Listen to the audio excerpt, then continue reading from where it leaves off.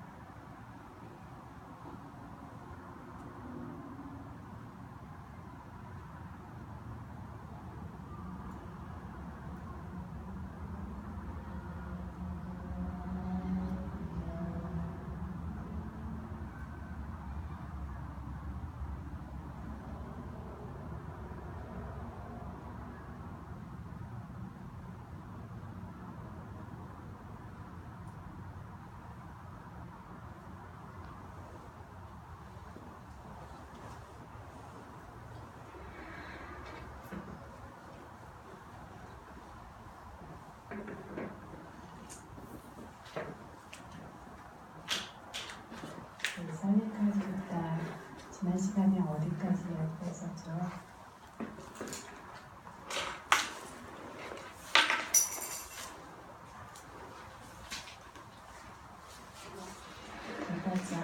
가지였었다. 훈계하기 어려운 것, 말하고 가르치기 어려운 것까지 이야기를 했었습니다. 사람은 그래서 이것들이 훈계하기 어렵고 말하기 가르치기 어렵다라는 거, 이런 부분들이 삶을 살아가고 있는 사람들이 대부분 많이 누구나 가지고 있는 것들입니다. 그 사람들은 누군가가 자기에 대해서 이야기를 하면 그거를 비난한다라고 생각하고 공격한다라고 생각하는 것들이 대부분의 사람들이 생각하는 방식입니다.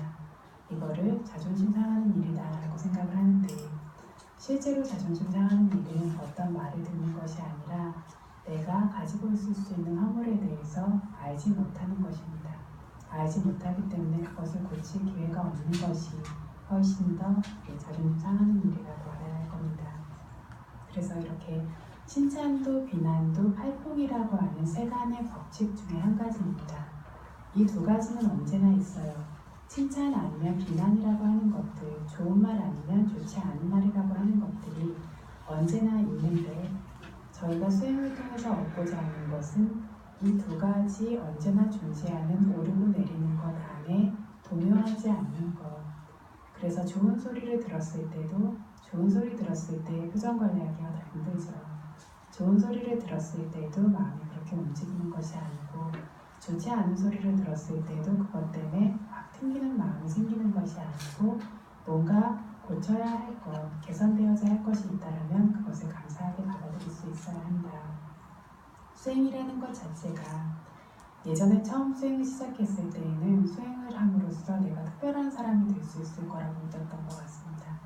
그래서 특별한 사람이 되고자 영웅적인 노력을 기울이면서 이렇게 수행을 해야 된다라는 이런 종류의 생각을 했던 것 같은데, 수행을 한다는 건 점점 더 내가 아무것도 아닌 걸 아는 겁니다. 그래서 뭔가 특별한 사람이 되기 위해서 수행하는 것이 아니고 아무것도 아니라는 걸 아는데, 그래서 특별한 사람, 정말 고귀한 사람이 될 수 있습니다. 왜냐하면 자아라고 하는 것들이 사라졌기 때문에. 그래서 어떤 조각가가 다듬지 않은 돌은 조각상이 될 수 없는 것처럼, 우리가 발전하고 번영할 수 있도록 하는 것에 이러한 훈계라는 것, 이것이 굉장히 중요한 요인이라고 했습니다. 그래서 부처님 교단에서 그 이상 섬세하고 부드러울 수 없을 정도로 그랬던 분이 라울라 존자였죠. 아주 특별하게 섬세함과 온유함과 그런 공손함을 가진 분이었는데, 이분의 특징이 뭐냐면 가르침을 굉장히 원하는 것, 가르침을 원하는 것에서 부처님 제자들 중에서 제1의 칭호를 받으셨던 분입니다. 그리고 어려서 출가해서 부처님께 끝없이 훈계를 듣고 큰 어떤 부처님의 제자들, 어떤 상수 제자들, 안한존자와 같은 큰 제자들로부터 끝없이 가르침을 듣고 훈계를 받습니다. 그걸 소중히 여겼던 결과로 부처님 교단에서 그 이상 부드럽고 섬세할 수 없을 정도로 그런 특별한 미덕을 지니셨던 분이 라울라 존자입니다. 이 이야기에 대해서 하자면, 또 지난번 법문을 듣고 어떤 분이 가슴이 뭉클해졌다라는 얘기를, 사리부타의 이야기를 듣고 그렇게 하셨는데, 이 이야기도 들었을 때 저희가 정말 감화되고 배울 만한 것들이 많은데, 하나씩 이야기하면 다음 것으로 넘어가는데 시간이 좀 부족할 것 같아서 오늘은 다음 35번째 빠빠미따따, 저급한 친구와 교류함에 대해서 이야기하도록 하겠습니다. 저급한 친구, 빠빠는 저급하다, 사뜨다, 좋지 않다라는 뜻이고, 미따는 벗이라는 뜻인데, 여기서 벗은 스승을 뜻합니다. 스승의 위치에 있는, 즉 나에게 확고하게 영향을 줄 수 있는 위치에 있는 그런 종류의 벗을 뜻합니다. 그래서 사람들은 저급한 스승이 있고 벗이 있지만, 여기서 나는 훌륭하고 귀한 스승과 벗이 있도록 노력할 것이다, 그렇게 수행할 것이다, 이런 식으로 내 수준을 끌어올리고 이런 식으로 번뇌가 넓어지도록 할 것이다 라고 이렇게 부처님께서 수행해야 한다라고 말씀하셨습니다. 저급한 벗과 교류한다. 결국에는 저급한 스승, 자질없는 스승을 의지하고 믿고 따르는 것, 이것이 됩니다. 그러면 귀한 벗 스승과 저급한 벗과 스승을 어떻게 구분해서 알 수 있을까라고 했을 때, 아비담마피타카 논장이죠. 논장의 제일 첫 번째가 담마상간이라고 하는 법의 부분들에 대해서 요약한 것인데, 거기에 저급한 스승, 저급한 벗의 특징을 이야기하고 있습니다. 특징은 5가지인데 무엇이냐면, 어떤 사람들이 아쌌다, 신심이 없다라면. 두 번째로는 계행이 두실라, 계행이 없다라면. 세 번째, 아빠숫다, 적은 견문이 있다라면. 네 번째, 마차리노, 인색하다면. 다섯 번째, 두pan요, 지혜가 없다면. 이러한 사람들을 의지하고 가까이 가고 향하고 기울고 이러한 것들이 저급한 덫과 저급한 스승과 교류하는 것이다 라고 부처님께서 이야기하십니다. 첫 번째로 어떤 이들은 신심이 없다라고 했습니다. 신심이라는 것은 믿을 필요가 없는 것까지 믿는 것이 아니고 삼보에 대한 신심, 업과 업의 결과에 대한 신심, 이것을 믿는 신심이 없다라면 이런 사람들은 저급한 것, 저급한 스승이다. 두 번째, 두실라, 계행이 없다. 출가자는 출가자의 계율이 있어야 할 것이고 제가자는 제가자의 오개가 최소한 있어야 합니다. 그리고 특히나 제가자의 어떤 명상 스승이라고 하는 분들 중에 이렇게 섬세한 수행을 가르치면서 오개조차 완전하지 않고 이러한 귀한 수행을 이야기하면서 오개조차 완전하지 않고 술을 마시고 하고 있다라면 이런 사람들도 저급한 스승 안에 포함시켜야 한다고 이렇게 마시사야도께서 이야기를 하십니다. 그래서 감각적 영역에서 자기 행위가 좀 오염되어져 있고 술을 마신다라던가 하는 이러한 종류의 계율이 지켜지지 않는다면 이것이 저급한 스승 안에 포함된다는 겁니다. 세 번째, 아빠숫다는 견문이 적은 거라고 했습니다. 견문은 두 종류가 있다고 했어요. 두 종류가 어떤 게 있었죠? 아가마 숫다. 아가마는 부처님 말씀이 온 겁니다. 그러니까 저희가 이론적으로 아는 그런 견문이고 아디가마 숫다. 아디가마는 깨달음입니다. 뭐냐면 수행을 통해서 자기 안에서 보고 들은 견문. 그죠? 수행의 경험이 많을수록 이런 견문이 많아지게 되죠. 내부 안에서. 외부의 견문은 이론적인 것, 지식적인 것들로 들은 겁니다. 이러한 견문이 적습니다.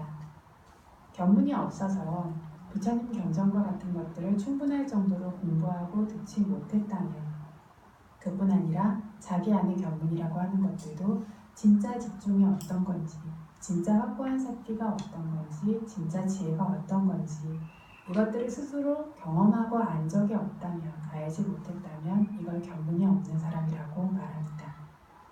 그래서 이렇게 견문이 없다라면 저급한 것이 됩니다. 그런데 세상에는 스스로 아무런 견문이 없으면서 스승을 잘못 의지하면 잘못 고르면 안 된다. 잘못된 길을 간다. 이런 종류의 이야기를 하시는 분들이 많이 있는데 이런 종류의 말을 하는 사람을 경계해야 된다라고 마시사야도께서 역시 말씀하셨습니다. 네 번째, 마차리노, 인색한 습이 있습니다. 인색함에 5가지가 있다라는 건 이야기를 했었죠. 근데 간단하게 이야기하면 줄 수 없고 그리고 내 거라고 여기는 사람들이 되었던 무엇이 미덕이 되었던 그것이 남에게 가기를 원치 않는 이러한 인색함이 없어야 합니다. 5번째, 두pan냐, 지혜가 없는 것. 지혜라고 하는 것에도 세 종류가 있습니다. 첫 번째는 숫다 마야 냐나, 들어서 아는 지혜. 이거 저희가 이론적으로 아는 지혜입니다. 찐따 마야 냐나, 찐따는 생각하는 거예요. 숙고하는 거고 들은 것을 바탕으로 숙고함으로써 알게 되어지는 지식적인 것을 바탕으로 조금 더 거기서 많은 이해가 생겨나는 종류의 냐나 지혜입니다. 세 번째, 바와나 마야 냐나, 수행을 통해서 완성되는 지혜입니다. 이 3가지가 있습니다. 특히 이 수행의 영역에서는 우다야바야 냐나라고 하는 생선과 소멸을 아는 지혜부터 시작해서 위파사나 지혜가 단계 생겨나는 것, 이런 수행을 통한 지혜가 완성되어지지 않다면 이것을 빠빠미따 저급한 것이라고 해야 할 것이다 라고 이야기하고 있습니다. 그래서 이렇게 신심이나 계행이나 견문이 없고 인색하고 지혜가 없는 일을 벗으로 스승으로 삼고 의지하고 믿고 다가가고 향하고 기울고 마음이 그쪽으로 뭔가 마음 기우는 거죠. 굽히고 있다라면 이것이 저급한 덫과 교류하는 것이다 라고 합니다. 부처님께서 말씀하신 말입니다. 세간적인 친구들, 사업적이나 일적인 관계로 만나는 친구들을 뜻하는 것은 아닙니다. 일이나 사업적으로 만나는 친구들은 그때그때 상황에 적절한 친구들을 만날 수밖에 없습니다. 여기서 이야기하는 것은 자신이 의지하는 따르는 영향을 끼치는 스승으로서 교류해서는 안 된다는 뜻입니다. 사람한테는 이성향, 저성향 여러 가지 성향이 다 있습니다.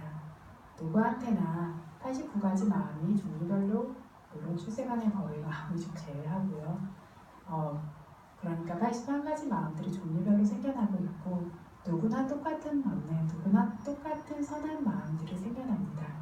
그래서 좀 더 강하고 약하고 어떤 것이 습이 되어 있냐의 차이이지 기반적으로 쓰고 있는 마음은 사람이나 짐승이나 이 중생들이 바탕이 비슷하게 같게 모두 존재한다는 겁니다.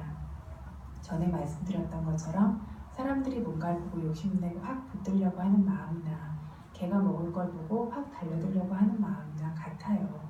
그것들을 얼마만큼 자제할 수 있고 좀 감출 수 있느냐의 차이지 그 근본 성품이 변하는 건 아니라고 했습니다. 그런데 이런 성품들은 또 한 가지 전염되는 습성이 있습니다. 전염되는 어떤 특성이 있기 때문에 옆에 어떤 성품을 가진 사람하고 생활하느냐에 따라서 그러한 요소들이 전염되어지게 됩니다. 좋은 습관을 가지고 있는 사람들과 같이 살면 좋은 습관을 물려받는 경우가 있고 생활이 많이 무너지거나 마음이 많이 방일한 사람들과 같이 있게 되어지면 그것들이 또 영향받게 되어지는 경우들이 있습니다. 그래서 이렇게 친구가 중요한데 이 중에서도 스스로에게 많은 영향을 끼치는 그런 스승의 위치에 있는 친구라는 것들은 더 중요하다는 겁니다. 예를 들어서 신심이 없는 사람과 교류하면 자기도 신심이 없어지거나 약해집니다. 어떤 옆에 있는 사람이 부처님께 예불 올린다라든가 하는 것들을 하지 않으면 스스로도 따라서 하지 않을 것이고 혹은 하는 것들을 좀 가볍게 여기게 되어집니다. 그리고 신심이 있어서 업과 업의 결과를 이해하기 때문에 선업을 쌓고 부선업을 피해야 한다. 이런 종류의 바른 견해를 갖지 않은 사람과 같이 있다라면 역시 선업을 쌓고 부선업을 피해야 된다라는 이런 종류의 의지가 되어지는 행위들, 의지가 되어지는 마음들을 따르지 않게 되고 이 마음들이 약해지는 결과를 가지고 옵니다. 두 번째, 계행이 없는 사람과 교류하면 자기의 계율도 깨질 수 있고 술꾼들을 따르는 사람은 술꾼이 되기 쉽습니다. 그렇죠. 저도 학교 다니던 시절을 생각해보면 주변에 술 마시고 술을 많이 마시는 사람들의 특성은 객기가 많고 방만한 행동들, 이렇게 객기 있던 행동들이 많이 한다라는 건데 같이 이렇게 있으면서 원래 없던 것은 아니겠지만 있는 성향이 자극을 받으니까 굉장히 방만하고 객기 있고 지금 돌이켜보면 굉장히 부끄러울 만한 행위들을 하면서 많이 살았던 기억이 있는데 어떤 환경에 있느냐에 따라서 어떤 사람들을 보면서 거기에 영향을 받느냐에 따라서 이렇게 멀쩡하던 사람도 술꾼이 될 수도 있고 그렇게 습성이 별로 좋지 않던 사람들도 습성이 좋게 변하기도 합니다. 세 번째, 견문이 없는 사람과 교류하면 견문이 없는 사람의 특성은 견문을 존중하지 않습니다. 알미 있고 지식이 있고 있는 사람일수록 알미나 지식을 존중하지 알미 없는 사람일수록 그런 걸 배워서 뭐해 알아서 뭐해라고 생각하는 경향이 있습니다. 그래서 스스로가 견문이 없기 때문에 견문도 존중하지 않고 견문이 있는 이도 존중하지 않습니다. 칭찬하고 싶어 하지도 않습니다. 심지어 자기가 하는 이야기가 경전과 어긋난다라고 이렇게 이야기를 한다면 누군가가 거기에 대해서 지적을 한다면 이거를 자기가 설명해낼 수 있는 능력이 없을 때 내가 틀렸다라고 인정하는 것이 아니라 경전이 틀렸다라고 이렇게 이야기하는 경우도 많이 있습니다. 그리고 자기를 지적한 사람, 경전에 능통한 사람들의 해석이 틀렸다라고 이런 식으로 반박하는 경우가 많이 있습니다. 스스로가 알지 못하기 때문에 알지 못함의 허물을 알지 못하고 여기에 대해서 오히려 허물을 쌓게 됩니다. 출가하신 분들 중에도 명상을 가르치시는 분들 중에도 이런 경우가 굉장히 많이 있습니다. 그래서 혼자만 허물을 쌓는 것이 아니라 그러다 보니까 그분들을 따르는 제자들도 비슷한 생각을 하게 돼요. 그래서 어떤 현대에는 특히나 부처님의 어떤 미덕이라든가 그런 것들에 대해서 부처님의 말씀에 대해서 어떤 사회적인 시각이라든가 뭐 다른 여러 가지 학문의 시각을 기반으로 하면서 그렇게 이해하려는 시도들이 굉장히 많이 나오고 이러이러한 계율과 같은 것들은 부처님께서 약간 잘못 제정하신 것이다. 너무나 시대착오적인 것들은 바꿔야 된다라는 그런 이야기들을 추가하신 분들 안에서도 굉장히 많이 실제로 들었습니다. 그런데 이것은 본인이 정말로 수행을 해서 법을 봤다라면 부처님의 미덕에 대해서 그리고 그 가르침에 대해서 함부로 이런 이야기를 절대로 할 수가 없습니다. 이것이 경전적인 견문도 없고 자기 내부의 알미라고 하는 그런 내부의 경험적인 견문도 없기 때문에 이런 허물을 짓게 되고 이러한 스승들을 따르는 사람들 역시 이런 같은 허물을 짓게 되어지는 결과가 생겨날 수 있습니다. 또한 인색함이 있는 스승은 다른 곳에 고시한다라 그러면 그거를 막고 다른 사람한테 간다 그러면 그거를 막고 법문 듣고 수행하겠다라고 하면 그거를 막고 이런 종류의 것들이 생겨나게 되죠. 그래서 인색함이 있는 스승을 만나게 되면 생겨나야 될 선업이 생겨나지 못하게 되어지는 그런 결과가 생기게 됩니다. 지혜가 없는 스승을 만나게 되었을 때 스스로가 진정한 윗바사나의 지혜가 무엇인지 단계별의 지혜를 알지 못했기 때문에 이렇게 진정한 윗바사나의 지혜가 생기도록 가르칠 수가 없습니다. 그리고 진짜로 맞는 것, 바른 것들을 가짜라고 이야기하는 경우들도 많이 있습니다. 이렇게 말하는 스승의 말을 믿고 있으면 바른 법의 길을 가서 목적지까지 도달하기 힘들 수가 있다는 겁니다. 그뿐만 아니라 바른 법을 가르치는 이들에게 허물을 지으면서 비난하는 경우가 많이 생긴다고 했습니다. 스스로가 이익을 얻고 수행할 수 없을 뿐만 아니라 다른 이에게 허물까지 짓는 그러한 지혜롭고 정말 선한 분들에게 허물을 짓는 그러한 큰 허물도 생길 수 있습니다. 이 스승이 스스로의 윗바사나 지혜가 생긴다라고 하는 이러한 지혜, 즉 수행 견문이라고도 말할 수 있습니다. 이 수행 견문이 없기 때문에 함부로 비난하고 그리고 함부로 아는 척을 하게 되어지는 경우가 있을 뿐만 아니라 수행자의 근기나 수행자의 수행에 대해서 이해하지 못하는 경우들도 생길 수 있기 때문에 그래서 이 수행자의 수행을 제대로 이끌어줄 수 없는 것뿐만 아니라 잘못 이끌 수도 있습니다. 만디다라마 큰 스님께서는 명상스승의 자질 중에 하나가 매일매일 스스로가 수행하는 사람이어야 한다라는 이야기를 하신 적이 있습니다. 심지어 내가 수행을 이미 이런 수행의 지혜와 견문이 충분히 쌓이도록 많이 한 사람임에도 불구하고 오랜 시간 수행하지 않으면 마음에 또 때가 묻어요. 지혜에도 때가 묻어서 지혜가 그렇게 예리하고 강력하지 않습니다. 이전에 많은 시간 충분히 보고 안 것이기 때문에 분명히 잊어버리는 것은 아니지만 섬세하게 캐치할 수 있는 능력이 떨어지게 되어집니다. 이미 수행을 한 사람일지라도 이렇게 매일매일 수행을 통해서 어떤 그 지혜가 둔탁해지지 않도록 갈고 닦을 수 있어야만 다른 사람에게 수행을 가르치기에 적합하다라고 이렇게 이야기하셨습니다. 하물며 내가 제대로 된 수행을 해보지 않은 경우라면 이것은 의지할 수 있는 스승이라는 깔리아나 믿다, 좋은 벗이 될 수 없다라는 겁니다.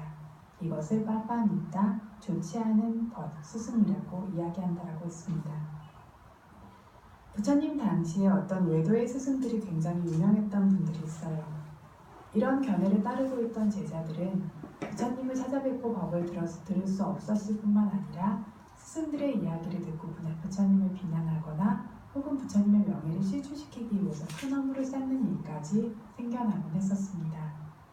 부처님 교단에서 안타깝지만 빠빠미따라는 저급한 친구라고 이야기하는 대표적인 분이 한 분 계세요.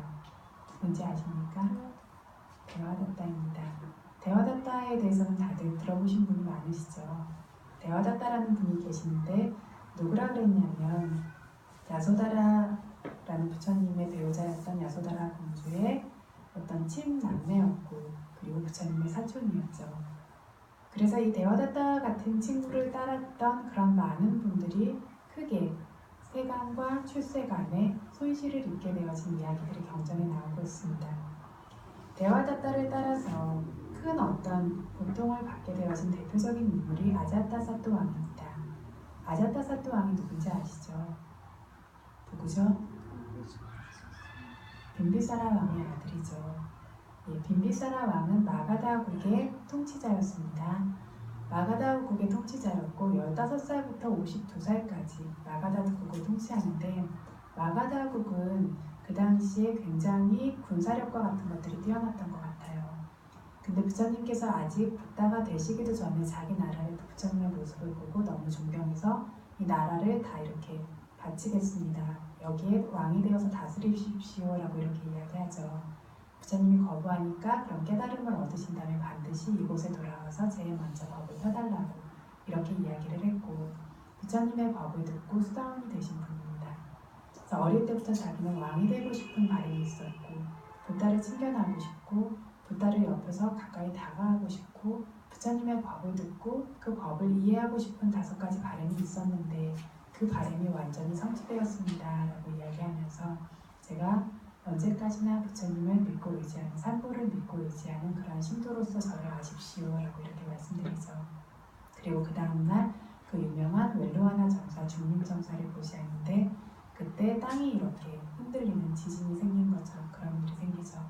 아무리 큰 보시가 있었어도 그렇게 땅이 흔들릴 정도의 사원을 보시했을 때 그런 공양이 없었는데 빈비사라 왕이 부처님께 웰루아나 정사를 보시했을 때 유일하게 사원 보시 중에서 땅이 흔들리는 일이 생기게 되어집니다. 그런데 이분이 아자타사토라고 하는 아들이 있어요. 이 아들을 굉장히 예뻐하고 아버지가 아들에게 굉장히 이렇게 사랑을 베풀어 주었는데 그래서 이 왕자가 태어나면 아버지를 해칠 것이다 라고 하는 그런 징조들이 있어서 사람들이 이 왕자를 이제 태어나기 전에 애를 떨어뜨려야 된다, 태어나고 나서라도 왕자를 없애야 된다라는 얘기를 했어도 이 아버지가 끝까지 감싸줍니다. 근데 이 아자타사토 왕이 데와다타를 만나니까 데와다타가 왕자에게 옛날 사람들은 굉장히 수명이 길어서 아버지가 돌아가신 다음에 왕위에 올라도 굉장히 오랫동안 그 왕권과 모든 부귀영화를 누릴 기회가 있었는데 요즘 사람들은 수명이 너무 짧기 때문에 아버지가 돌아가시고 왕위를 물려받게 되면 이미 너무 늙어서 아주 짧게밖에 그 부귀영화를 누릴 수가 없으니까 아버지를 제거하고 왕위에 올라야 된다라고 이렇게 가르쳐요. 그 전에 근데 데와다타가 신통력을 보여주죠. 이 아자타사토에게. 그러니까 거기에 혹해서 자기 스승으로 믿는 마음이 있는 거죠. 그래서 이분의 생각이 굉장히 바른 생각이고 이대로 해야 되겠다라고 해서는 아버지를 살해하기 위해서 그래서 칼을 숨기고 왕궁에 들어갑니다. 그런데 어떤 빈비사라 왕의 부하들에게 발각되어져서 이 칼도 결국에 들키고 뭐 때문에 이 칼을 숨기고 있었냐 하니까 아버지를 살해하려고 했다는 것도 들키는데 그 왕의 신하들은 이 아들을 처벌하기를 바랬지만 이 빈비사라 왕은 그렇게 하지 않고 그렇게 왕이 되고 싶다라면 지금 왕위를 물려주겠다라고 나서 자기는 퇴위하고 이 아들에게 왕위를 물려줍니다. 그럼에도 불구하고 데와다타는 그래도 살아있으니까 이것이 안전하지 않다라고 해서 아버지를 죽이도록 종용을 하죠. 이러니까 아자타사토는 아버지를 감옥에 가두게 됩니다. 감옥에 가두게 되니까 그 뒤 이야기 알고 계신 분 계십니까? 부인인 위대히 왕비가 아자타사토의 어머니 위대히 왕비가 음식물들을 이렇게 옷 속에 숨겨가지고 들어가서 계속 어머니 말고는 아무도 못 만나게 해요. 그러니까 음식물을 계속 들어가서 숨겨서 왕이 드실 수 있게 하니까 그것도 못하게 하니까 나중에는 신발 밑에 머리카락을 이렇게 옛날에 틀죠. 이렇게 상투 틀듯이 우리나라에 그 안에다가 이제 숨겨서 음식물들을 계속 갖다 드리는데 그것도 못하게 하니까 나중에는 자기 몸에다가 짜토마토라고 하는 꿀이나 이렇게 단 것 4가지로 만든 그걸 발라서 왕이 핥아먹게 합니다. 근데 그것도 못하게 하고 아예 어머니가 출입을 못하시게 하니까 그때부터 왕이 영양은 공급받지 못하는데 경행을 하면서 팔라사마바티 과선정이 듭니다. 수다원의 제자였죠. 수다원이 된 그날 이후로 산보라고 하는 보배 말고는 저의 마음을 기쁘게 할 수 있는 보배는 세상에 아무것도 없습니다 라고 이야기했던 분이고 또한 사다함의 도화가를 얻기 위해서 저는 항상 노력하고 있습니다 라고 이야기했던 분이에요. 그래서 그때부터는 경행하면서 계속 과선정에 들어있습니다. 그래서 음식을 주지 않았는데 점점 더 얼굴이 환하게 피고 빛이 번쩍번쩍 나니까 안 되겠다 해서 경행을 못하게 하려고 발을 칼로 가르죠. 원두 칼로 가르고 거기에 소금을 이렇게 발라놓고 그리고 나서 불에다 지집니다. 그래서 결국 그것 때문에 아버지가 돌아가시게 되시죠. 돌아가시면서 마지막으로 그 빈비사라 왕이 한 말이 아호 붓도 아호 단모 아호 상고입니다. 아호는 오 이렇게 감탄사 같은 말인데 부처님이시여 단마여 상가여라고 하면서 불법성 삼보의 미덕을 떠올리면서 그렇게 죽음을 맞게 되었습니다. 그리고는 지금 4천왕천에 계시죠. 그런데 어쨌든 이렇게 아버지가 죽음을 맞이할 때까지 성인이었던 아버지 그리고 부모였고 굉장히 은혜가 컸던 아버지를 죽음에 이르게 한 그러한 업이 생기게 됩니다. 그래서 이 왕도 죽게 되고 잘못된 것을 의지한 것 때문에 왕자는 삐뚤 갔다가 깜마 아버지를 살해한 업 이 생에서는 절대 도화가를 얻을 수 없어요. 그쵸? 선정도 얻을 수 없어요. 죽으면 반드시 지옥에 갑니다. 이 업을 저지르고 많은 결과가 생기게 됩니다. 나중에 후회해서 아버지가 살아계신지 물어보니까 이미 방금 돌아가셨다는 걸 알게 되죠. 왕자는 그래서 그날 이후로 한 번도 눈을 감고 잠을 잘 수가 없었다라고 해요. 눈을 감으면 너무나 끔찍한 장면들과 끔찍한 생각들이 계속 펼쳐져서 공포심 때문에 눈을 감고 잘 수가 없어서 그때부터 내가 의지할 수 있는 나를 편안하게 만들어주실 수 있는 분은 부처님밖에 없다라는 걸 계속 알아요. 알고는 있는데 자기가 대화다다와 결탁해서 한 행동들이 있으니까 부처님을 찾아뵙지 못하는 거죠. 그래서 어떤 신하들에게 어떤 자기가 알고 싶은 게 있는데 이러한 질문을 대답해 줄 분이 어디 있을 것인가 라고 묻고 신하들이 자연히 부처님밖에 안 계십니다라는 말을 하도록 그렇게 상황을 만들어서 결국에는 부처님을 찾아뵙게 됩니다. 그때 이제 질문한 것이 사만냐팔라 출가한 것의 이 결과라는 그러한 것을 질문하고 여기에 대해서 부처님께서 답변하신 것이 사만냐팔라 숫다라는 경입니다.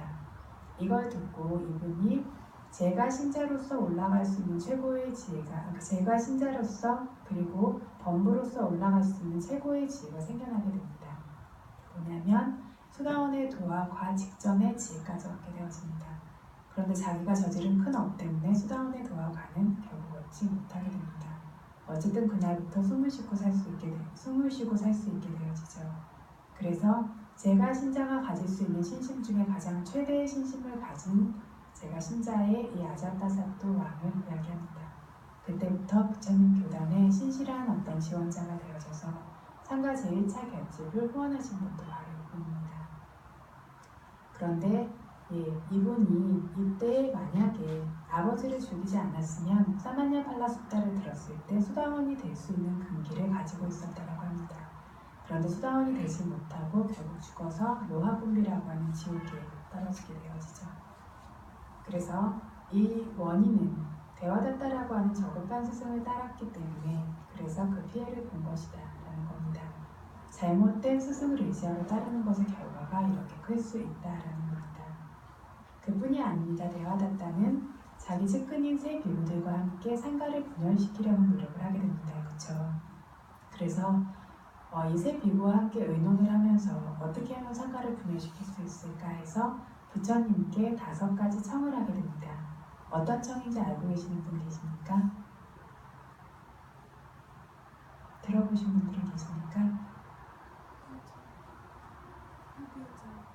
후계자는 아니고요. 그래서 5가지 수행의 도리를 제정하실 것을 청합니다.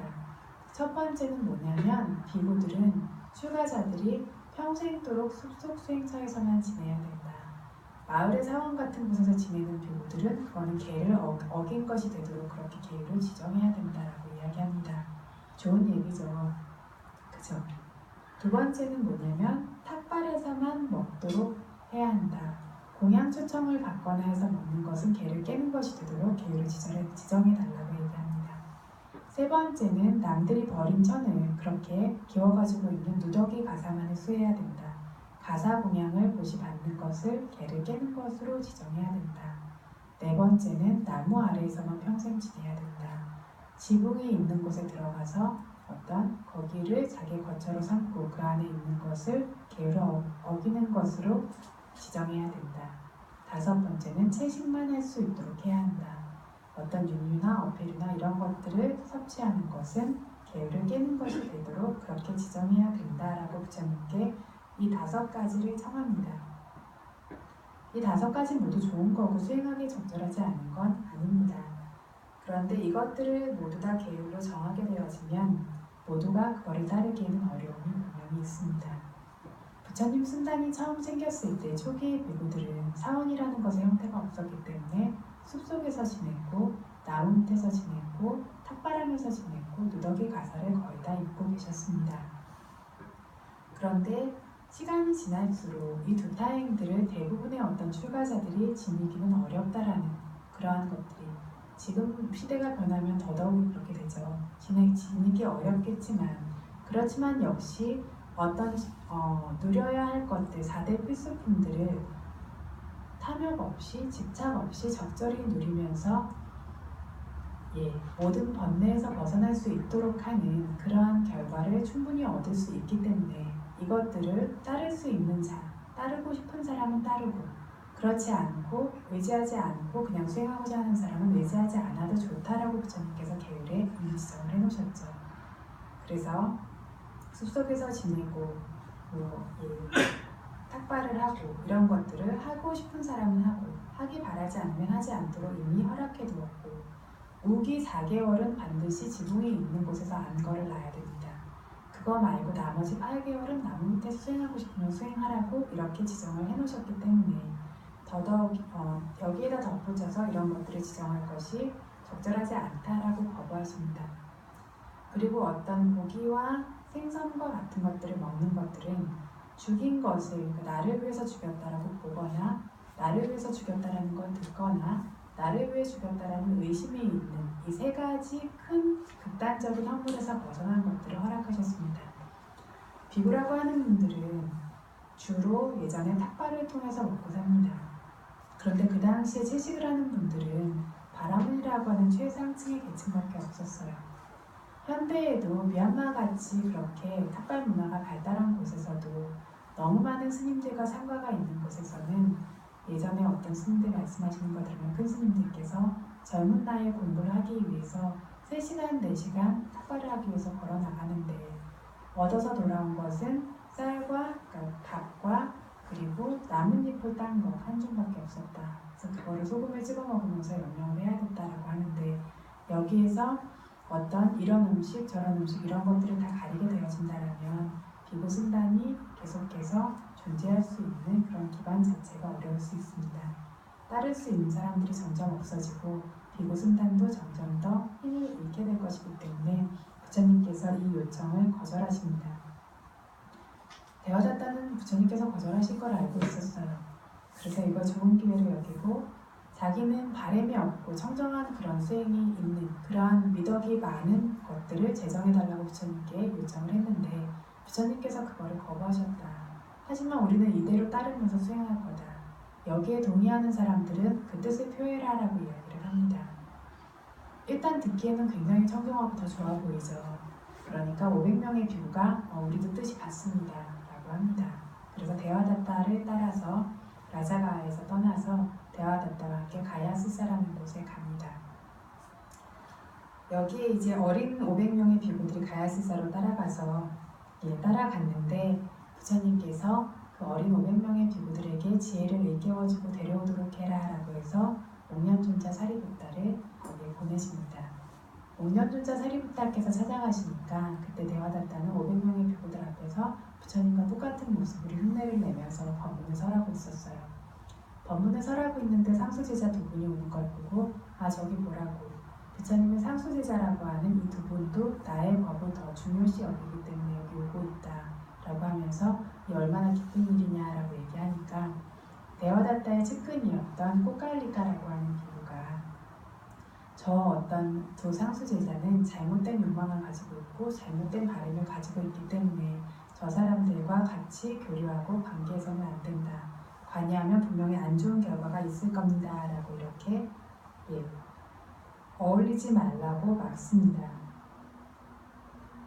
그래서 자기 자신이 저급한 바램에 있는 대화다따의 제자가 돼서 저급한 바램을 가지고 있었죠. 그런데 자기 자신이 저급한 바램을 가지고 있다고 생각하지 않고 상대가 상수 제자들이 저급한 바램과 욕망이 있는 사람들이다라고 이렇게 생각합니다. 그래서 미친 사람들은 미치지 않은 사람들에게 미쳤다라고 이야기하죠. 그런 것처럼 사람들은 모두 다 내가 보는 견해와 내가 보고 있는 세상, 그것을 기반으로 세상을 판단하고 다른 사람들을 판단합니다. 그래서 내가 어떤 것들을 확고하게 취하고 그 안에 있다라면 이것이 잘못될 수 있을 거라는 생각은 별로 안 합니다. 상대가 잘못되고 상대가 나쁘다라고 이렇게 이야기하는 것과 같습니다. 그래서 이 꽃갈리가라고 하는 대화다따의 제자가 막았는데 내 법을 좋아하기 때문에 나에게 오는 거는 참 잘 오는 것이다. 그러니까 어서 오십시오라고 하면서 자기가 앉은 자리 한켠을 이렇게 사리불에게 내어줍니다. 사리불께서 됐소라고 하면서 다른 곳에 가서 이렇게 앉으세요. 목련중자께서도 그냥 적절한 다른 곳에 가서 앉아 계십니다. 이렇게 대화다따가 법문을 하다가 저녁이 되니까 이제 밤이 깊어지니까 사리불에게 사리불이여 이제 시간이 늦었음에도 불구하고 이 비구들이 졸리고 나태하고 이러한 것들이 없습니다. 나는 좀 등이 아파서 등을 좀 펴야 되겠으니까 이 비구들에게 계속해서 법을 설하십시오라고 이야기를 합니다. 이게 뭐냐면 부처님께서 사리불에게 말씀하셨던 걸 똑같이 흉내내서 이야기한 겁니다. 그러면서 부처님이 하셨던 것처럼 대가사를 두 겹으로 접어서 깔고 오른쪽으로 이렇게 누워서 똑같이 부처님 흉내를 내는데 부처님께서는 그렇게 잠시 누우셨지만 사띠 삼파자냐라고 하는 알아차림과 지임이 확고하게 있으셨기 때문에 주무시지 않으셨죠. 법문이 끝났을 때 이렇게 법문에 대해서 칭송하시고 그걸 들으시고 이렇게 하셨는데 대화다따는 그게 없기 때문에 눕자마자 바로 골아 떨어집니다. 이렇게 골아 떨어졌을 때 사리불께서 사람들의 마음을 읽으면서 법문하십니다. 저기 어떤 비구에게 어떤 종류의 마음들이 생겨나고 있는데 어떤 종류의 성품들, 생각들이 있는데 그것들을 제압할 수 있도록 그것들을 제거할 수 있도록 이렇게 해라, 이렇게 수행해라 라는 식으로 그때그때 생겨나고 있는 사람들의 마음을 읽어가면서 이렇게 법문을 합니다. 목련중자는 거기서 신통력을 보이시면서 이렇게 법문을 합니다. 굉장히 흥미로웠겠죠. 그리고 마음을 바로바로 읽으면서 어떤 법문을 하시는 것을 듣게 되었으니까 이 법문을 듣고는 500명의 이 비구가 모두 다 수다원이 되어지게 됩니다. 법문을 마친 다음에 사리불따라가 우리는 이제 부처님께 돌아갈 건데 부처님의 가르침을, 부처님의 법을 좋아하는 사람은 따르라고 이렇게 이야기를 하니까 500명의 비구가 다 일어나서 따라갑니다. 대화다따는 쿨쿨 잠자고 있었어요. 그렇죠? 이랬는데 꽃갈리가라는 제자가 너무너무 화가 나서 가서 잠자고 있는 대화다따의 가슴을 무릎으로 확 찌우면서 이거 뭐라고 내가 뭐라 그랬냐고. 이때 가슴을 확 찌었던 그것 때문에 나중에 대화다따가 피르토하고 병에 걸리게 되죠. 근데 무릎으로 가슴을 확 찌우면서 내가 사리불과 목련중자는 저급한 바램과 목적이 있어서 오는 거니까 어울리지 말라고 말하지 않았냐고, 이제 어떡할 거냐고 자기 스승에게 막 윽박지릅니다. 그래서 조금 전에 이야기한 것처럼 청정하고 고귀한 사리불따 목련중자와 같은 분들을 저급하다라고 말하는 것은 저급한 스승을 의지해서 저급한 마음이 전염되었기 때문입니다. 그렇죠? 그래서 어쨌든 그래서 청정한 분들에게 이렇게 허물을 짓는 마음과 허물을 짓는 말을 하게 됐을 뿐만 아니라 상가를 분열시키는 큰 업을 짓게 되었습니다. 대화다따가 이렇게 상가를 분열시키면서 떠났을 때 부처님께서 대화다따는 나를 다시는 친견하지 못할 것이다 라고 이야기하시죠. 부처님을 다시 친견할 수 있을 복이 그때 끝난 겁니다. 나중에 정말로 후회하면서 부처님을 만나러 오는데 제따와나 정사 문 앞에서 땅이 갈라지면서 무관적으로 떨어지게 돼요. 그래서 부처님을 너무나 뵙고 싶어서 자기를 침대에 실어서 너무 병이 들어서 부처님 앞에 데려다 달라고 해서 침대에 실려서 거기까지 오는데 땅속에 빠지게 되어지는데 그 땅속에 빠지는 순간에 이 몸의 이 모든 뼈와 이 목숨으로서 제가 허물을 지었는데 세상에 가장 존귀하신 그 저의 스승이신 부처님께 이 몸과 이 모든 것으로서 예견입니다 라고 이렇게 말하면서 땅속으로 빠지게 됩니다. 그래서 5가지 큰 허물, 이 생에서 절대 법을 얻을 수 없는 허물 중에 하나가 상가, 배다가, 깐마, 상가를 분열시키는 허물입니다. 대화다따는 부처님 몸에 피를 냈을 뿐만 아니라 상가를 분열시킨다는 법 2가지, 절대로 해서는 안 되는, 이 생에서는 고칠 방법이 없는 2가지 허물을 저지르게 되고 되어지고 그 결과로 사학도에 가게 되어지고 자기를 따랐던 사람도 이렇게 사학도에 가게 하고 법을 깨닫지 못하게 하는 그러한 결과를 가져오게 만듭니다. 그래서 이런 사람을 의지하기 때문에 허물을 저지르는 것은 굉장히 무서운 일이고 그래서 좋지 않은 친구를 피해야 된다. 그리고 좋은 버스 스승을 의지해야 된다. 좋은 버스 스승은 빨리어로 뭘까요? 깔리아나 미타입니다. 좋지 않은 버스는 빠빠 미타라고 했죠. 깔리아나 미타를 의지해야 되는데 좋은 것이라고 하는 건 조금 이야기한 것의 반대입니다. 조금 전 이야기한 것의 반대. 첫 번째 신심이 있고 두 번째 뭐가 있죠? 계획이 있고 세 번째 견문이 있고 네 번째 윤색함이 없고 다섯 번째 지혜가 있습니다. 이런 사람이 깔리아나 미타라는 좋은 벗, 좋은 스승인데 세상에 가장 좋은 벗, 좋은 스승은 누구일까요? 부처님이십니다. 그 다음으로 좋은 벗, 좋은 스승은 상수 제자들, 그 다음은 마하사와가라고 하는 대제자들, 마하가섭존자, 아누룹다존자, 아난다존자 이런 분들이죠. 그 다음으로는 그 부처님 당시부터 지금까지 세상에 존재하고 있는 아라한들, 아라한이 없다면 아나, 아나함이 없다면 사다함, 사다함이 없다면 수다원, 이도 없다라면 조금 전 이야기한 5가지 미덕들로 부족되어진 분들, 정말로 신심이 있고 계행이 있고 견문이 있고 베풀고 희생하는 인색함의 반대의 성품이 있고 지혜가 있는 분들이 좋은 스승입니다. 현대에 진짜 아라한을 구분하는 것은 쉽지 않습니다. 아라한뿐만이 아니라 아나함, 수다원 이런 분들은 더더욱이 구분하기 어렵습니다. 이거를 구분할 수 있으려면 자기 스스로가 정말 도화가를 깨달은 성인이고 경전적인 지식이라는 경문도 풍부할 때 이것들을 좀 가늠할 수 있는 그런 힘이 생길 수 있습니다. 그래서 보통의 사람들이 이렇게 좋은 법이 어떤 사람인지 조사하고 알고 싶다라면 방금 전 이야기한 5가지 미덕이 있는 사람을 좋은 것으로 알아야 합니다. 첫 번째 신심으로 부족되어야 깔리아나 미타라고 한다고 했습니다. 부처님, 법, 상가에 대한 믿음과 존경이 있어야 되는데 현대의 어떤 분들은 스스로를 아라한이라고 칭하고 스스로가 깨달음을 얻었다고 칭하는데 그렇기 때문에 부처님 앞에 예경 올릴 필요가 없다라고 이야기합니다. 더 이상 그런 거 하지 않아도 된다라고 이야기하는데 경전에 보면 아라한께서 큰 탑 앞에 지극히 공손하게 예경 올렸던 이런 이야기들이 나와 있습니다.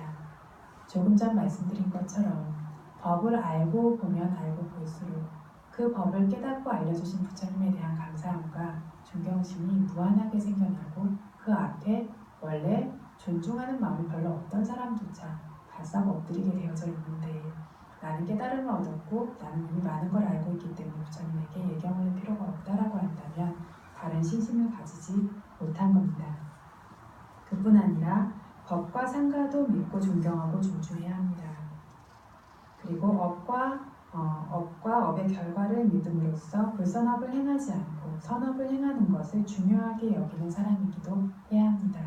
선업과 불선업 이런 거 별로 중요한 게 아니다. 마치 잘 아는 것처럼 이렇게 이야기하지 않습니다. 네, 두 번째, 계율도 존중해서 스스로도 계율을 공손하게 지키고 다른 사람도 이렇게 계율을 존중하고 공손시킬 수 있도록 권장하고 말하는 사람이어야 하고 세 번째, 가능하면 세간적 지식이 있는 사람이라면 세간적인 어떤 좋은 것이 되어지죠. 추세간적인 견문이 있는 사람이라면 추세간적인 좋은 것이 되어집니다. 그런데 수행에 지금 전념하고 있는 사람이 아니면 비구들의 경우에도 제자들을 가르칠 수 있도록 글을 읽고 쓰는 것부터 시작해서 최소한의 세간적인 견문은 있어야 할 견문은 갖추고 있어야 합니다. 어느 정도는 출가자조차 배우고 있어야 합니다. 이 견문이라는 것은 출세간적인 견문뿐만 아니라 세간적인 견문도 적절하게 유용하게 쓰일 수 있는 이론들이 있습니다. 여기서 부처님의 뜻은 법의 영역에 훨씬 강하게 있는데 다른 사람을 가르치는 명상 스승이라면 아까 이야기한 것처럼 교학과 수행이라고 하는 2가지 종류의 견문이 충분하게 있어야 합니다. 스승의 견문이 넓으면 제자가 견문이 없어도 스승을 믿고 살아갔을 때 얻어야 할 결과를 얻고 도착해야 될 곳에 도착할 수가 있습니다. 대부분 어떤 출가자가 아닌 분들이 수행을 하시는 분들, 특히 미얀마의 수행자들은 많은 경정적 지식이 있어서 수행하시는 게 아니죠. 이렇게 알아차림해야 된다라고 하는 기본적인 지침만을 듣고 수행합니다. 하지만 그러한 견문과 자기 안에서의 바른 견문들이 생길 수 있도록 지도할 수 있는 스승의 견문으로 인해서 자기 안에서 외부적 견문은 작을지 모르지만 내면에서 일어나는 경험적 견문을 완성시킬 수 있는 결과에 도달하게 될 수 있습니다.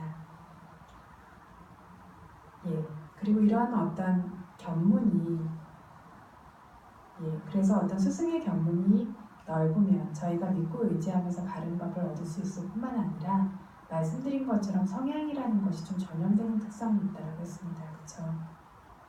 저는 출가하기 전에는 책 보는 걸 굉장히 싫어하고 뭘 배우는 걸 굉장히 싫어하는 사람이었는데 저희 큰 스님을 만나면서 언제나 부처님 경전을 보고 계시는 게 아니면 수행하시는 게 아니면 수행자들을 가르치고 있는 이 세 가지 이외의 일을 하시는 걸 거의 본 적이 없는 것 같습니다.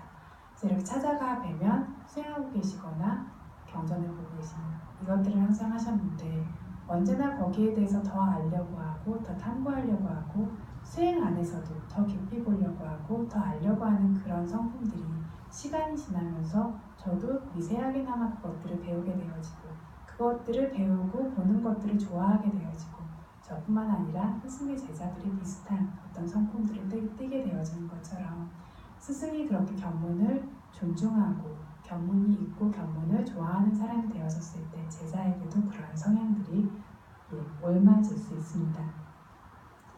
네 번째, 인색함의 반대는 빨리어로 짜가, 버림, 나눔, 포기함, 희생 이런 겁니다. 쉽게 말해 욕망을 버리는 겁니다. 그래서 남는 물건이나 어떤 필요할 만한 것들을 제자들에게, 도반들에게 주고 나눌 수 있는 그러한 성품을 가지고 있어야 한다. 마지막 반야, 지혜가 있는 사람이어야 하는데 견문적인 지혜, 생각과 유추, 사고를 통한 지혜뿐만 아니라 가장 중요한 수행을 통한 지혜. 그래서 윗바사나 지혜가 생멸을 아는 지혜부터 시작되어져서 차례차례 부족되어 있을 수 있을 것이 매우 중요합니다. 실제로 이 지혜가 부족되었는지 부족되어지지 않았는지 법문하는 것들을 들어보고 수행을 지도하는 것들을 들어보면 분명합니다. 그런데 이러한 지혜로 부족되었는지 부족되지 않았는지 결정할 거를 아직 그 지혜를 경험해보지 않은 일반적인 사람들이 결정하기는 어려운 부분이 있습니다. 그래서 경전적인 지식이 있는 분들은 어느 정도 결정할 수도 있는데 이것도 스스로의 경험이 없다라면 분명하게 제대로 결정할 수 있기는 좀 어렵습니다.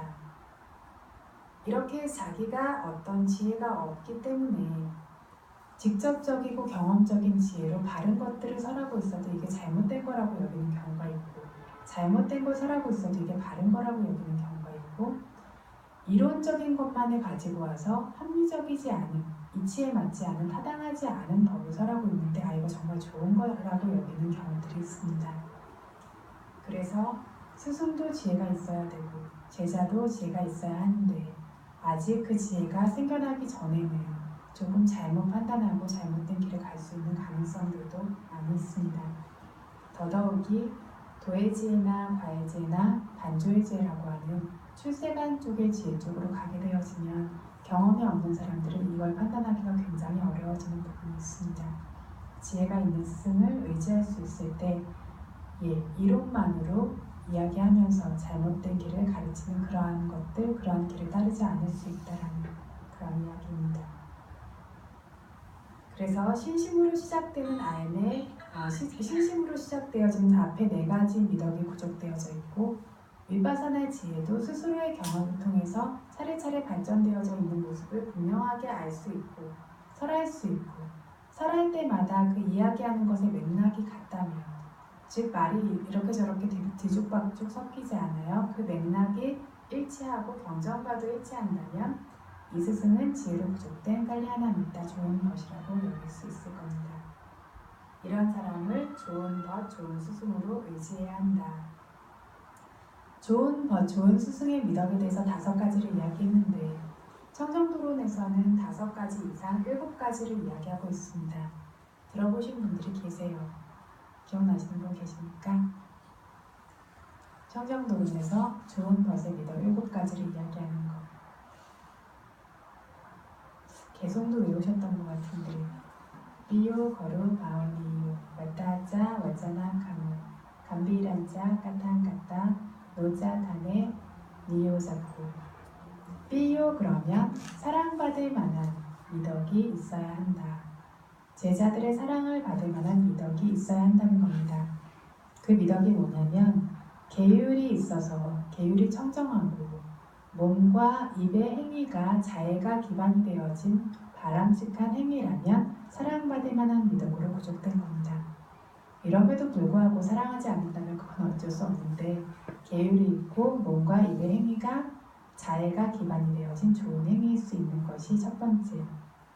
두 번째 거루, 존중받고 존경받을 만한 미덕이 있는 사람이어야 됩니다. 존중받고 존경받는 건 결과고요. 존중받고 존경받을 만한 미덕이라면 개정의 사막으로 부족되면 존중받고 존경받을 만한 미덕이 있는 것이 됩니다. 세 번째, 바와니요. 제자들이 자애를 보내고 자애의 마음을 불러일으킬 만한 그러한 미덕이 있는 사람이어야 됩니다.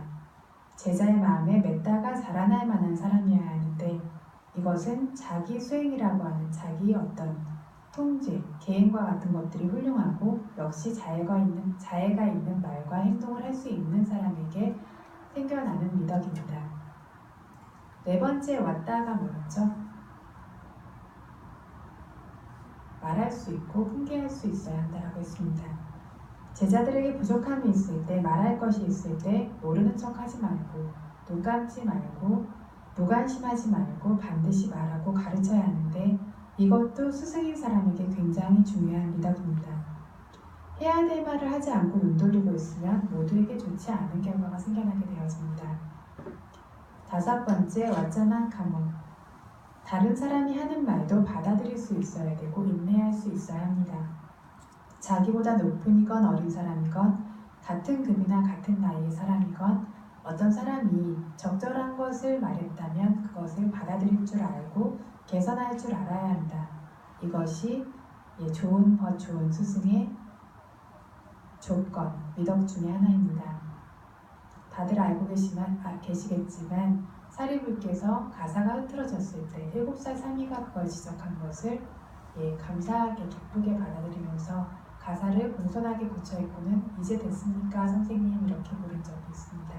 이렇게 사리불께서 그렇게 하신 것처럼 뭔가를 듣게 되었을 때는 그거를 받아들일 수도 있어야 한다.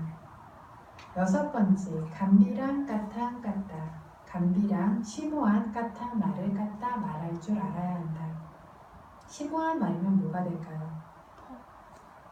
법의 말인데 오온이나 사성제나 12연기나 그쵸? 이런 종류의 말들 12가지 처나 18가지 성품이나 사마타 윗바사나 수행에 대한 말이나 도와 과 반주의 지혜에 대한 말이나 이런 종류의 심오한 말들을 설할 줄도 알아야 된다. 이것도 굉장히 중요한 요인인데 이것들을 스승들이 말할 줄 모르면 제자들은 수행하고 싶지만 수행할 수가 없습니다. 미얀마에서도 어떤 수행에 이런 큰 열풍이 몰아닥치기 전에는 계율을 받는 것, 법구경의 이야기나 공생담의 이야기를 듣는 것 정도의 법문만을 사람들이 계속 듣고 살았습니다. 네팔에서도 역시 신심들이 많이 있기 때문에 이러한 종류의 법문들을 듣는 것만으로 그렇게 부처님 법의 정말 핵심이 되는 것들을 닿지 못하는 그런 어떤 불자들이 실제로 많이 있습니다. 사성제나 오온에 대해서 법문을 하시긴 하시는데 그냥 그 이름을 나열하는 종류의 법문을 하시는 분들도 많습니다. 그게 아니라 심오한 법의 말들을 그것들을 해설해서 상대가 이해하고 그것들을 이해하고 찾기를 원할 정도로 법문할 수 있는 것도 좋은 것의 미덕이라는 겁니다. 일곱 번째, 아탄의 장소가 아닌 곳에 노자, 니오 잡고 권유하지 말아야 한다. 어떤 사람들은 자기의 이익이나 번영을 위해서 자기를 믿고 따르고 줘야 한다는 걸 알면 그 사람을 이용하는 경우가 있습니다. 이거를 하지 말아야 된다는 겁니다. 적절하지 않은 일을 시키고 권유하지 말아야 된다. 적절한 일이면 얼마든지 시킬 수 있죠. 선업의 일, 발전이 있는 일이면 시키고 권유할 수 있는데 적절하지 않은 일을 하도록 제자를 시키고 권유하면 안 된다. 자기의 이익을 위해서. 제자가 스승이 시키는 대로 이렇게 적절하지 않은 행위를 하면 당장 현재에도 고통을 겪고 적절하지 않은 말을 하면 최소한 비난받게 됩니다. 범죄를 저지르게 되면 벌을 받게 되어지고요. 또 불선업을 저지르게 되어지면 사학도에 떨어질 수도 있습니다. 스승이란 사람은 이런 식으로 제자에게 적절치 않은 것을 하게 시켜서는 권유해서는 안 된다. 그래서 이런 7가지 미덕으로 구족되어진 좋은 법들에게 명상을 배우고 수행해야 된다라고 청정도론에서 이야기하고 있습니다. 이건 7가지고 아까 담마상간이에 나왔던 건 5가지였는데 어떤 식으로 표현했냐의 차이이지 2가지는 결국 같습니다. 그래서 삐야 사랑받는 미덕이라고 한다면 계행이 있고 베풀 줄 아는 것, 희생할 줄 아는 것, 즉 인색함이 없는 것이 있어야 사랑받을 줄 아는 그런 미덕이 생겨납니다. 2번째 거룩, 존중받을 줄 아는 것. 이것은 존중받기 위해서 역시 계행도 있어야 되고 외부적인 내부적인 견문이 있어야 됩니다. 그래야 존중받고 존경받겠죠. 그리고 지혜도 있어야 합니다. 바와니야, 어떤 제자들의 자애가 생겨날 만한 미덕. 이건 역시 계행과 그리고 희생과 베품이 있어야 합니다. 왓다, 말하고 훈계할 수 있는 것. 왓자나카마, 상대가 하는 말도 받아들이고 들을 수 있는 것. 이게 있으려면 업과 업의 결과를 믿는 사타 신심이 있어야 됩니다. 2번째, 실라 계행이라고 하는 좋은 습이 있어야 됩니다. 좋은 행동이 있어야 돼요. 그래서 남들이 나를 좋게 생각해주고 내가 편할 것이 아니라 이로움이 있는 좋은 행위를 할 수 있는 그런 좋은 습이라는 계행이 있어야 되고 듣는 말과 하는 말들에서 적절함과 적절하지 않음을 판단할 수 있는 숫다 견문, 빠냐 지혜도 있어야 합니다. 감비랄 같아 심오한 말을 하려면 어떤 요인이 있어야 할까요? 아까 5가지 중에서 지혜가 있어야 되죠. 그리고 숫다 견문이 있어야 됩니다. 5번째, 장소가 아닌 데 사용하지 말아야 된다는 것. 역시 업과 업의 결과를 하는 신심이 있어야 되고 바른 행동 양식이라고 하는 실라 계행이 있어야 되고 장소와 장소가 아닌 것을 스스로가 구분할 줄 알기 위해서 숫다 견문이 있어야 합니다. 그래서 결국은 7가지로 표현하고 있지만 아까 이야기한 5가지 안에 포함되어진다는 겁니다.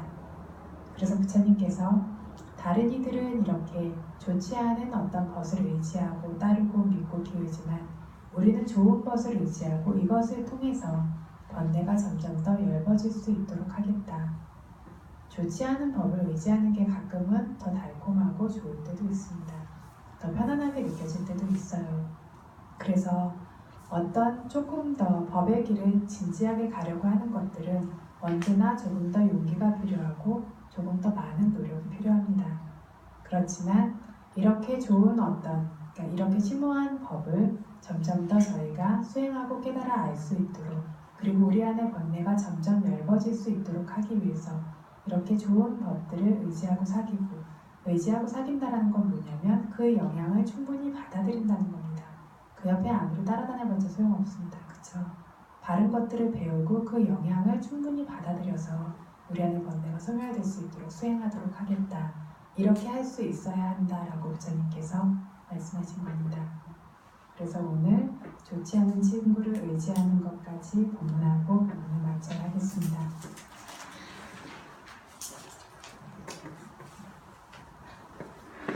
이러한 이론적인 것을 듣는 외부적인 견문이 거기서 끝나는 것이 아니라 내부의 어떤 발전이라고 하는 것 그리고 수행까지 연결되어져서 우리 안에서 발전되고 성숙되어져야 하는 법들이 점점 더 발전되고 성숙되어질 수 있도록 그래서 번뇌가 점점 더 줄어들 수 있도록 하는 그러한 원래 가야 하는 부처님께서 말씀하신 결과까지 갈 수 있도록 노력을 늦추지 않는 그러한 수행자들이 되기를 바라면서 오늘 법문을 마치겠습니다.